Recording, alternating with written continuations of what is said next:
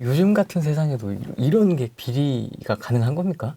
한 건당 뭐 최소 한 3억, 4억 정도의 손실이 지금 보여지지 않습니까? 비슷한 시기에 지금 한 8건? 네, 10건? 그렇죠. 예, 그렇죠. 이 정도가 지금 나와가지고 네. 모 은행은 지금 거의 뭐 손실이 예, 이 정도면 정상적인 금융기관이라고 하면 이 정도면 대출 취급자 및 대출 취급 라인들이 있을 거 아닙니까? 네. 여신 라인? 그런 분들이 전부 연루됐는지 안 됐는지는 모르겠지만 이 정도 되면 이건 조직적이든 아니면 담당자가 유능해서 담당자가 무조건 승인 올리면 도장 찍어주는 그런 구조일 수 있는데 조직적으로 연루가 됐든 아니면 담당자 취급자 혼자가 이런저런 판단을 해서 했든지 간에 이거는 이 정도 되면 업무상 배임 아닙니까? 그렇습니다. 100% 배임이고 뭐 한 10건 정도 전후가 되는데 최소한 2, 3억, 2억에서 한 4억 정도는 손실이지 않습니까? 청구 금액에서 한 3, 4억 정도는 지금 손실이 딱 보이잖아요. 낙찰 금액 딱 있고 이런 경우는 뭐 저도 금융기관에서 오랫동안 생활을 하고 대출 심사도 하고 뭐 대출 취급도 해봤지만 이런 비공식적으로 어떤 엮이지 않는 한 이런 대출은 일어날 수가 없고 일단 또 최소한 소유자와 예. 담당자 한 명은 둘은 일단 연루가 되어 있는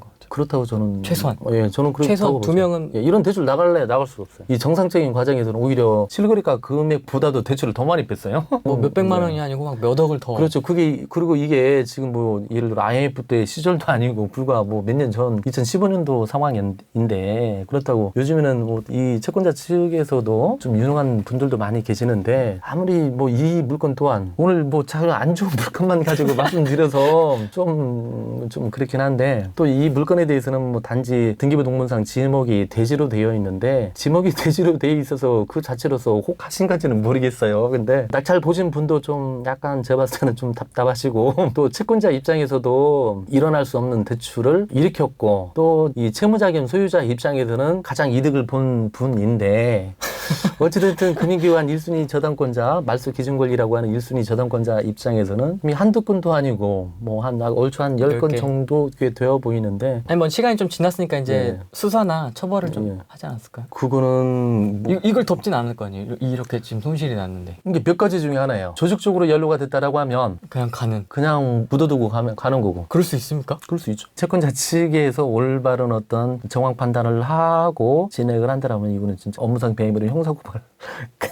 감이고. 80년대 얘기인 줄 알았습니다. 이게 지금 아니 저도 그래서 이 물건을 제가 이제 강의 시간에도 이제 저희 수강생한테는 제가 이제 말씀드렸는데 이게 정말 예를 들어 오래된 사건인가 싶었었어요. 오래돼가지고 예를 들어 IMF 때 정도라고 하면 세상이 어지러운 시절. 예, 어지러운 시절이고 어떤 금융에 대해서도 그렇게 정립이 안 될 시점이고 그 무렵 전에 이제 파산된 어떤 금융기관도 많이 있었기 때문에 예. 그럴 때는 좀 주먹구구식으로 대출을 많이 취급을 했어요. 저는 그 정도로 오래된 물건인 줄 알았어요, 솔직히. 최근 근데 보니까 이거 뭐 불과 1, 2년 전, 2, 3년 전 일인데 1억이 예를 들어 패소를 했다. 관련 몇 분이 패소를 했다라고 하면 실무자 입장에서는 고의인지 과실인지 또 따져봐야 할 거 아니에요. 그 오너 입장에서는 고의일 수도 있고 진짜 몰라서 저게 몰라서 이렇게 취급했다고 하기에는 너무 좀 아 이건 제가 봐도 네, 그러니까 몰라서 이렇게 취급했다고 하는 근데 거는 과실이라고 주장을 하겠죠. 이제 어쩔 수 없이 이왕 터진 거 과실이라고 주장하겠지만 작업을 한 거지만 네. 어차피 이제 그러면 오너 입장에서는 이게 자기는 연루 안 된 어떤 오너라고 하면 이거 업무상 배임 형사고소 들어가고 민사상 손해배상 청구소송 싹 들어가는 거죠. 그리고 또 금융기관 규정은 대동소이하다고 보시면 돼요. 공익용 산지라고 하면 다른 금융기관에서도 대출 취급 제한으로 걸려져 있어요. 철도 용지라든지 그러면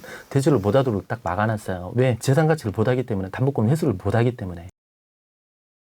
요즘 같은 세상에도 이런 게 비리가 가능한 겁니까? 제가 말씀드리잖아요. 돈이면 된다고. 그래서 저는 돈이 가장 무섭다고 저는 말씀드리죠. 돈이면 돼요. 그 이야기를 해주셨는데 엄청나게 다 떼거지로 감사를 받고 수사를 받고 있을 때 대표님이 심사한 것만 탈이 없어가지고 손실이 안 나가지고 아, 저도 뭐 아까 본사에서 이상하게 생각했다고. 예, 이런 예. 그런 왜 거 저기만 많았죠. 사고가 안 터졌지? 예. 저도 예. 뭐 특정 아파트에 대해서 한 7, 80건 대출한 경우가 있었는데 이상하게 뭐 진짜 검찰 조사, 경찰 조사는 받아본 적은 없지만 난리가 났다는 이상하게 뭐 그 이상 어떤 느낌을 받고 저도 이제 오랫동안 감사를 받아봤지만 좀 정말 이건 죄인 취급하고 막 이럴 정도로 좀 빡세게 감사를 받은 적이 있는데 원래 감사 받을 때 괜히 위축돼요. 예, 보통 그래요. 자료 내려가기만 해도 예, 막 그럼에도 불구하고 이제 금융기관 쪽에서는 똑같아요. 우리가 고객한테 대출 상담이 오면 우리 기관을 어떻게 알고 왔습니까? 라고 똑같이 물어보는 것처럼 이 금융기관 직원도 감사를 2년에 한 번씩 감사를 받으면 어떤 경로로 대출을 왜 취급을 했습니까? 라고부터 반문을 받아요, 저희가. 경찰 조사 받듯. 대출 심사 담당자는 알잖아요, 솔직히. 거기에 따라서 예를 들어 좀 사고 개인색이 있나 없나 또 이렇게 또 추정을 하는 거죠. 근데 아까 그런 식으로 이제 많이 이게 어떤 해봤다라고 하면 아까 이런 식의 감사기관 입장에서는 아까 뭐 이제 보통 조합감사위원회가 있어요, 중앙에. 그 친구들이 한 2년에 한 번씩 나오고 하면 이런 식으로 접근하다 보면 바로 업무상 배임이라 소리, 폐기면 바로 나오는 거죠. 이런 일이 많습니까? 요즘도? 그런 금융기관이 있고 그렇지 않은 데도 있고 하물며 이렇게 살림잡은 안 그렇습니다. 아니 살림잡은 자기 식구 지금 챙기는 겁니까? 아니 그렇지는 않고 저도 이렇게 살림잡이 있었지만 저 솔직히 살림잡 좋아하기도 하지만 좀 싫어하는 면도 있어요. 제가 맨날 반박했던 게 그런 얘기예요. 아니 같은 조직끼리 봐주지는 못할 망정 더 까요. 진짜로. 업무 규정이 있을 거 아니에요. 예전 업무 방법서가 있을 규정집. 거 아니에요. 네, 그러면 규정집이 있으면 거기에 솔직히 가나다만 틀려도 무조건 회수 조치 들어가요. 금감원 감사에서도 앞으로 보면 이렇게 지향하시면 돼요. 이렇게 이제 좋게 넘어가는 경우도 대응이? 중앙에서는 무조건 회수 조치. 부실 안다는데 대출 출급자로서 책임자로서 심사자로서 그 측면에서는 금융기관을 위한 측면에서는 잘하는 면은 있다라고 봐요. 조합감사위원회에서. 그게 또 역할이고. 근데 그렇게 빡세게 안 한다라고 하면 이런 식의 사고가 터지는 거죠. 물론 살림잡이도 그러한 식의 사고가 터진 적이 있고 여기저기서 저는 원리원칙대로 일을 했기 때문에 또 가능했던 부분이고 이제 저도 아까 원리원칙에서 벗어나게 일을 했다라고 하면 저도 골백번 뭐 업무상 배임이라든지 저도 경험에 따라서 저도 부실대출 초래해갖고 이제 합법적인 대출을 취급했는데 그럼에도 불구하고 소송을 당한 적이 있어요. 6건 정도 그 방공제 안 했다고 했는데 중앙에서 6건에 대해서 소송을 이제 걸겠다라고 해서 잡아갔었어요. 그래서 중앙에서는 손해배상 청구 소송을 해야 되냐 말아야 되냐 해서 또 유엔을 별도로 개최를 했어요. 변호사 또 중앙에 몇 명 선임해서 이제 전문가들 영입해가지고 그래서 이제 한 5건 정도인가는 제가 이제 설명을 했죠. 대응 증명으로 이제 신동효 이쪽 과장 얘기가 맞다라고 해서 배제가 되고 한 건 가지고 사형이 취소송했던 그 물건에 대해서 그걸 가지고 저한테 소송을 하더라고요. 저 옛날 과장, 옛날 상무, 옛날 조합장. 근데 변호사 비용을 얼마 드린 줄 아세요? 원금 받을 금액이 1,000만 원인데 변호사 비용은 서울 서초동에 로펌을 샀는데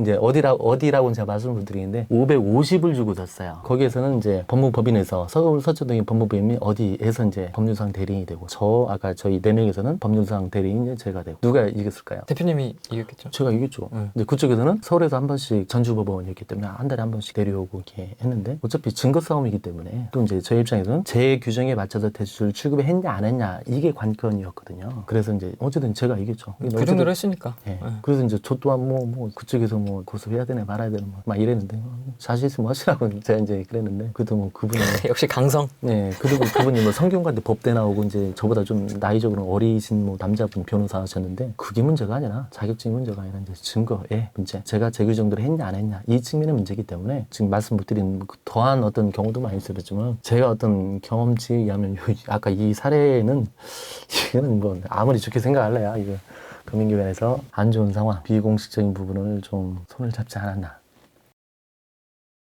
물론 이제 저희가 사짜일 수도 있습니다. 그래 맞아요. 반대편 입장에서는 예, 맞아요. 친구들 뭐 하는 거야 네. 이제 이렇게 미쳤다고 볼 수도 있죠. 네. 영상 보시면 알겠지만은 옳고 그름 정도를 이제 가리는 우랭이 TV 유튜브 채널로 저는 보고 있고. 저도 또 사짜일 수도 있습니다. 맞아요. 예, 그렇지만 이제 저는 저대로 제가 어떤 유튜브 채널에서도 그중에 이제 후랭이 TV를 봤을 때는 이쪽 선생님이 옆에 계셔서 제가 이런 말씀 드리는 건 아니고 저도 이제 시청자로서 작년 하반기부터 저도 후랭이 TV에 어떤 출연하신 분들 영상 나온 거 이렇게 이제 꾸준히 이렇게 모니터링을 해서 보면 최소한 제 스스로 봤을 때 사짜 느낌이라고 하는 분들은 없었던 것 같아요. 물론 이제 보시는 분들에 따라는 뭐 어떤 시선이 이제 달라질 수는 있겠지만 제 개인적인 기준에서는 안 좋은 걸 좋다라고 하는 전문가 분들은 없으셨던 것 같아요. 많은 어떤 유튜브 채널 혹은 많은 부동산 채널 아니면 많은 뭐 재테크 채널이 많이 있지만 그 중에 후랭이 TV만의 전문성, 최소한 사짜 기질이 없는 유튜브 채널이기 때문에 시청자분들께서 좋아하시고 어떤 구독이라든지 좋아요라든지 이런 부분들이 많이 나오는 거 아닌가. 저 개인적으로 이렇게 보고 있기 때문에 물론 저 같은 성향이라고 하면은 예를 들어 좋게 얘기하는 유튜브 채널이 있을 수 있잖아요. 이런 쪽에 가면 저 성향은 안 맞을 수 있겠죠. 그렇죠.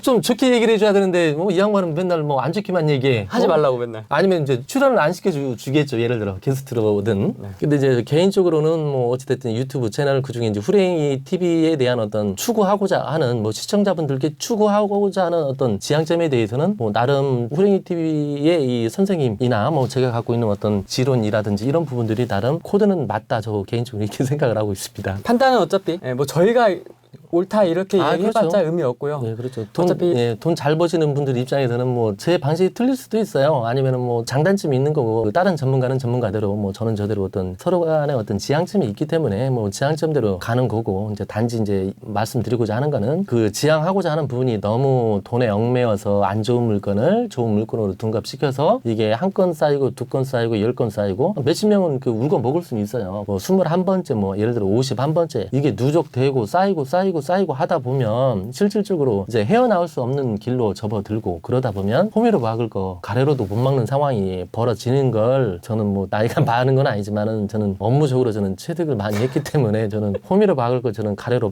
막고 싶은 생각은 없고 차라리 돈에 국한돼서 나중에 제 이름을 걸고 제가 제 이름 스스로 먹칠할 저는 그런 행위를 저는 하고 싶지는 않아요. 네.